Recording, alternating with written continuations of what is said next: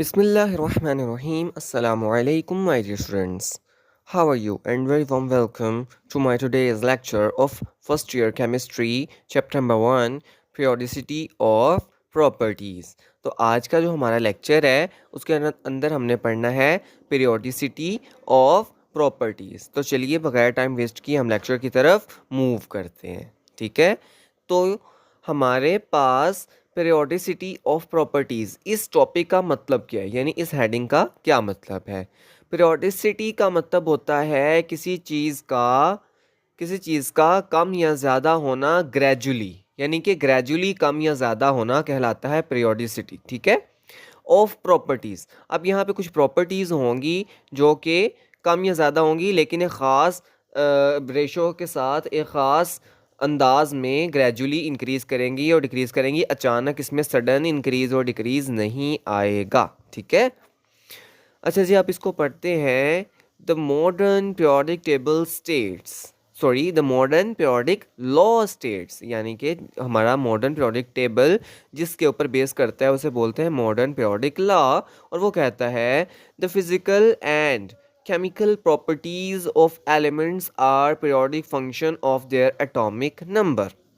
इस हमारे पास स्टेटमेंट का मतलब क्या होता है जी, कि हमारी जितनी भी एलिमेंट्स की फिज़िकल और केमिकल प्रॉपर्टीज़ होती हैं वो उसके एटॉमिक नंबर की पीरियोडिक फंक्शन होती हैं, यानी कि पीरियोडिकली इंक्रीज़ और डिक्रीज़ करती हैं, ग्रेजुअली इंक्रीज़ और डिक्रीज़ करती हैं।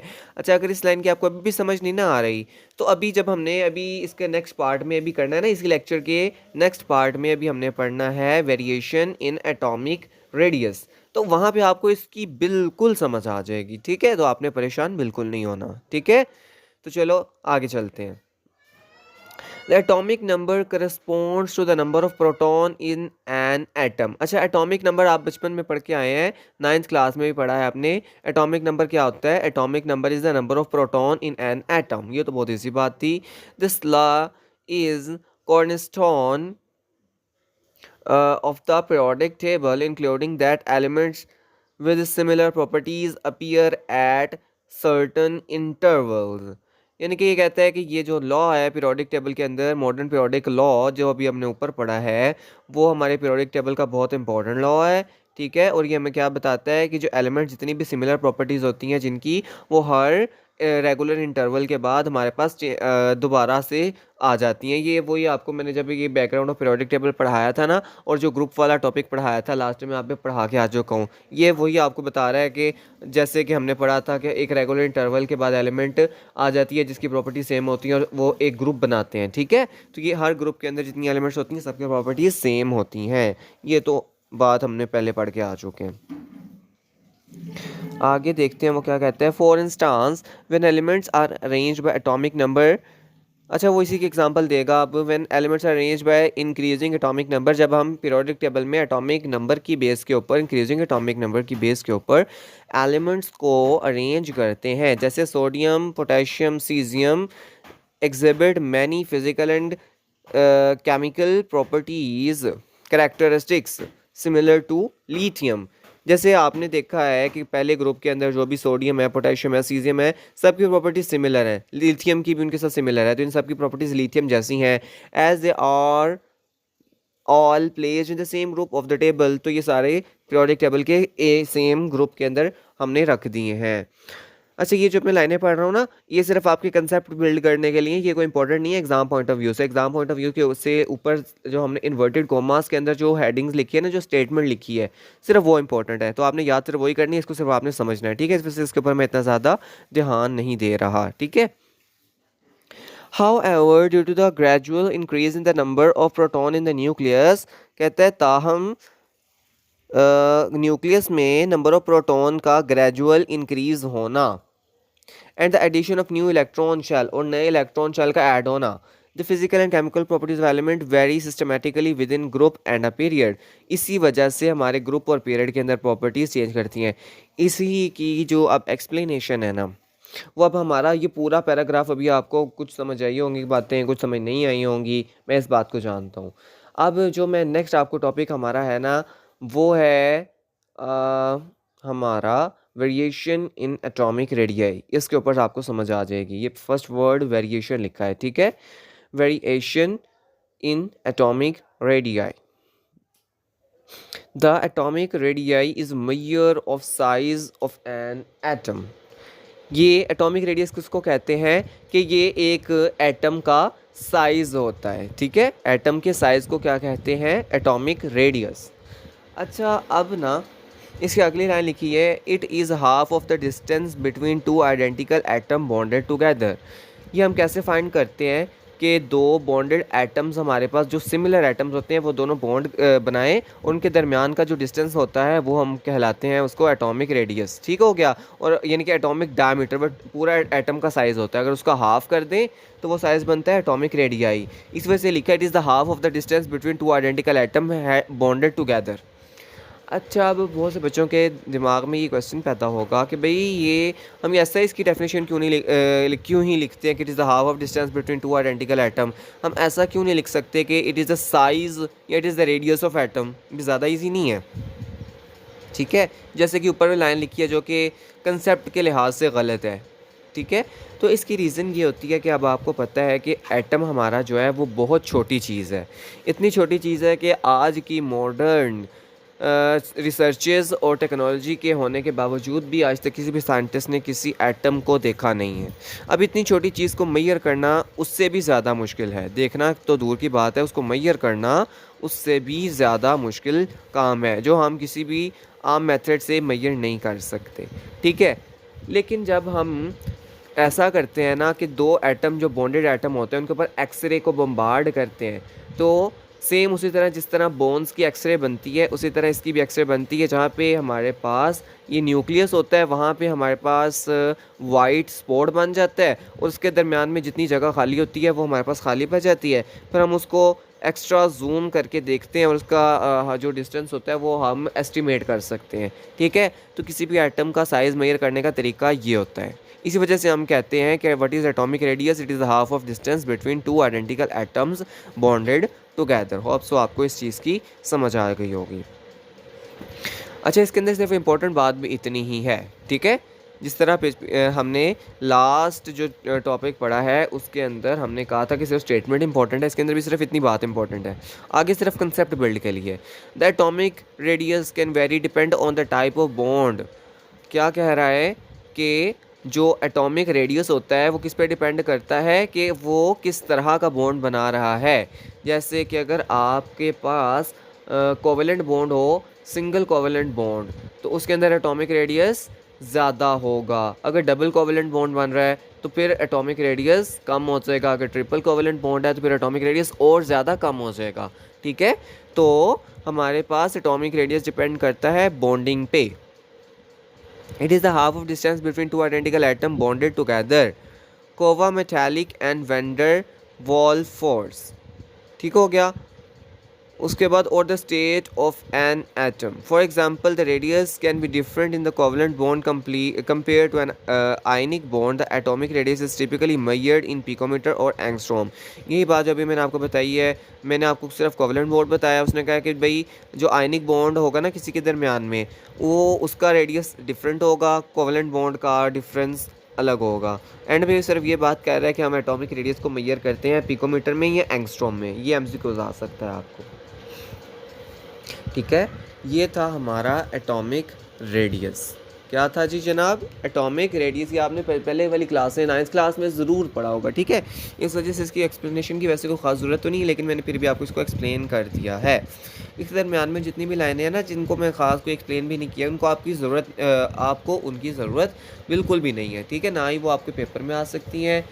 हाँ, अगर लॉन्ग क्वेश्चन आएगा तो आपको थोड़ा बहुत लिखना पड़ेगा एक्सप्लेनेशन में, लेकिन फिर भी इसमें से कम ही आएगा। एटॉमिक रेडियस लॉन्ग कुछ खास नहीं है। हाँ, अगर इसके बाद वाला जो हमने कल टॉपिक पढ़ना है ना वो है आयनिक रेडियस, उसमें से लॉन्ग बन सकता है, ठीक है। तो आपने परेशान बिल्कुल भी नहीं होना। अगर फिर भी आपको किसी चीज़ की समझ नहीं आती तो आप मुझे कमेंट करके पूछ सकते हैं, मैं आपको इसका जवाब दूंगा ताकि आपको इसकी समझ आ सके, ठीक है।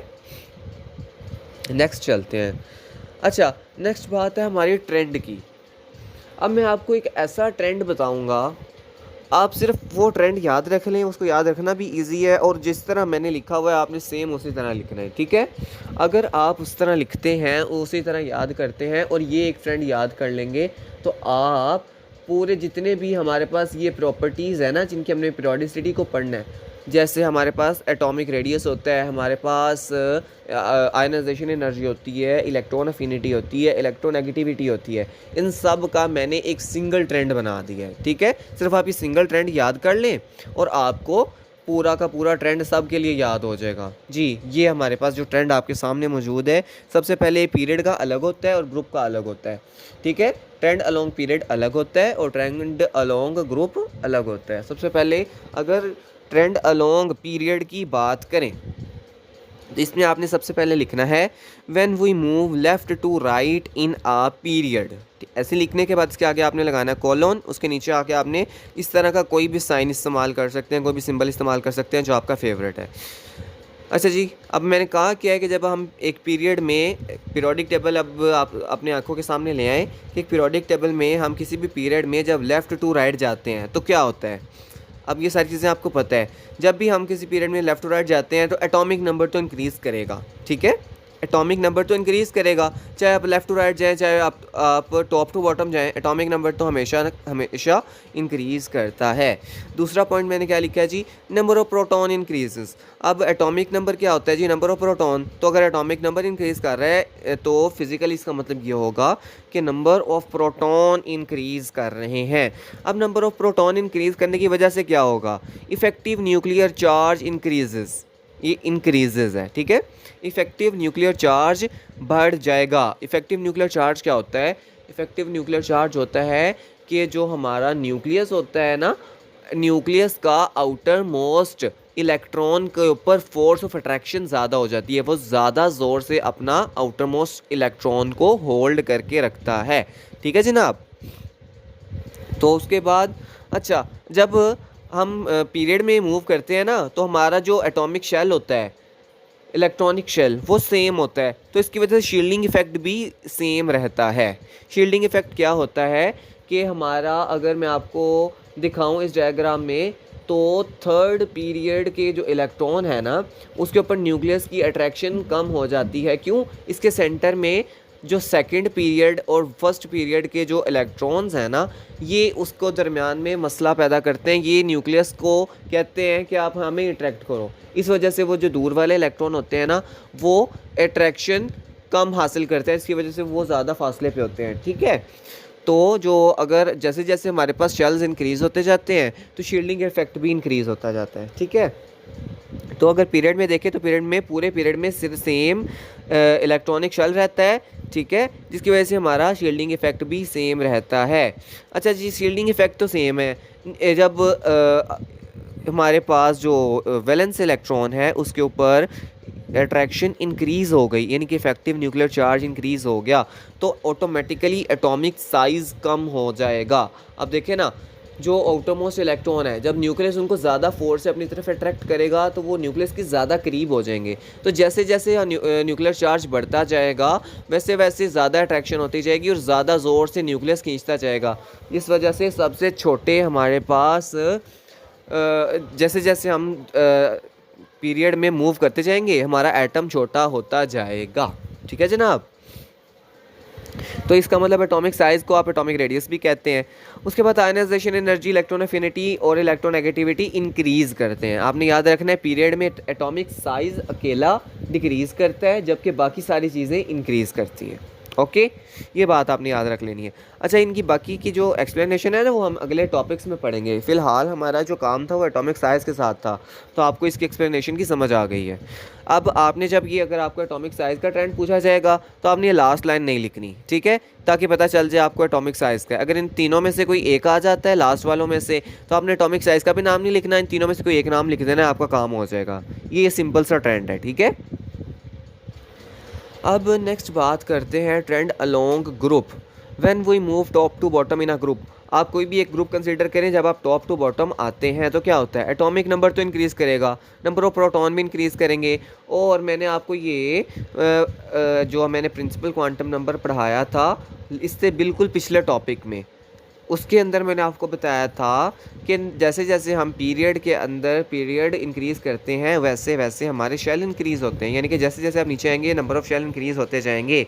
अब देखें जैसे कि हमारे शेल्स इंक्रीज़ हो रहे हैं, जैसे जैसे हमारे पहले आप ना ये इससे 5th वाला पॉइंट जो है पहले आप इसको देखें ज़रा, शील्डिंग इफ़ेक्ट इंक्रीज़। अब जैसे हमारे नंबर ऑफ़ शेल इंक्रीज़ करेंगे उसी तरह आपका शील्डिंग इफ़ेक्ट भी इंक्रीज़ हो जाएगा, क्योंकि जो आउटर मोस्ट शेल है उसके दरमियान में बहुत से शेल आ जाएंगे हमारे पास, जिसकी वजह से जो आउटर मोस्ट इलेक्ट्रॉन है न्यूक्लियस की अट्रैक्शन उसके ऊपर कम जाएगी, ठीक है, जिसकी वजह से इफ़ेक्टिव न्यूक्लियर चार्ज क्या हो जाएगा, डिक्रीज़ हो जाएगा। यानी कि सबसे जो हमारा वैलेंस इलेक्ट्रॉन है उसके ऊपर न्यूक्लियस का होल्ड कम हो जाएगा, एक शील्डिंग इफेक्ट की वजह से, एक नंबर ऑफ शेल इंक्रीज़ होने की वजह से, ठीक है। तो क्या होगा, एटॉमिक साइज़ बढ़ जाएगा। अब देखो जैसे हमारे पास आउटर मोस्ट इलेक्ट्रॉन के ऊपर होल्ड कम हो गई है तो वो न्यूक्लियस के करीब आने के बजाय ज़्यादा दूर जाएंगे, ठीक है, क्योंकि अट्रैक्शन उनके ऊपर कम होगी, उनके ऊपर अट्रैक्टिव फोर्स कम अप्लाई हो रही है, जिसकी वजह से वो दूर जाएंगे न्यूक्लियस से, जिसकी वजह से एटॉमिक साइज़ इंक्रीज़ कर जाएगा। होप सो आपको इसकी समझ आ गई होगी। अगर फिर भी समझ नहीं आई तो आप कमेंट में करके पूछ सकते हैं। उसके बाद ionization energy, electron affinity and electronegativity decrease करती है, ठीक है। ये भी आपको मैं उन्हीं टॉपिक्स में बताऊंगा कैसे डिक्रीज़ करती है। अब आप ये एक इम्पोर्टेंट बात याद रख लें, शायद आपकी बुक में नहीं लिखी हुई, कि हमारे पीरियोडिक टेबल की सबसे छोटी जो एलिमेंट है जिसका साइज सबसे छोटा है वो फ्लोरीन है। अब आप अपने पीरियोडिक ट्रेंड को देखें और आपको आइडिया हो जाएगा कि फ्लोरीन कैसे है, ठीक है। और जो सबसे बड़ी हमारे पास जिसका एटॉमिक रेडियस सबसे ज़्यादा है वो है फ्रांसियम। कौन है जी, फ्रांसियम, ठीक है। ये तो एक इन्फॉर्मेशन की बात थी। चलें, होप सो आज के लेक्चर की आपको समझ आई होगी। अगर आपको आज का लेक्चर अच्छा लगा है तो इस वीडियो को लाइक करें, अपने फ्रेंड्स के साथ शेयर करें, और अगर आप मज़ीद लेक्चर्स लेना चाहते हैं और साइंस से रिलेटेड वीडियोस देखना चाहते हैं जो कि बहुत कंसेप्चुअल होती हैं, और एमडी कैट और ई कैट के एमसीक्यूज़ लेना चाहते हैं जो कि मैं रेगुलरली अपलोड करता रहता हूँ in the form of shorts video, तो आप इस चैनल को सब्सक्राइब कर लें ताकि आप लेटेस्ट अपडेट्स को मिस ना कर सकें, ठीक है। Thank you. इसका फ़ायदा वैसे आपको ही होगा क्योंकि आप ही लेटेस्ट अपडेट हासिल कर सकेंगे और मज़ीद अपने कंसेप्ट को बेहतर बिल्ड कर सकेंगे। Thank you.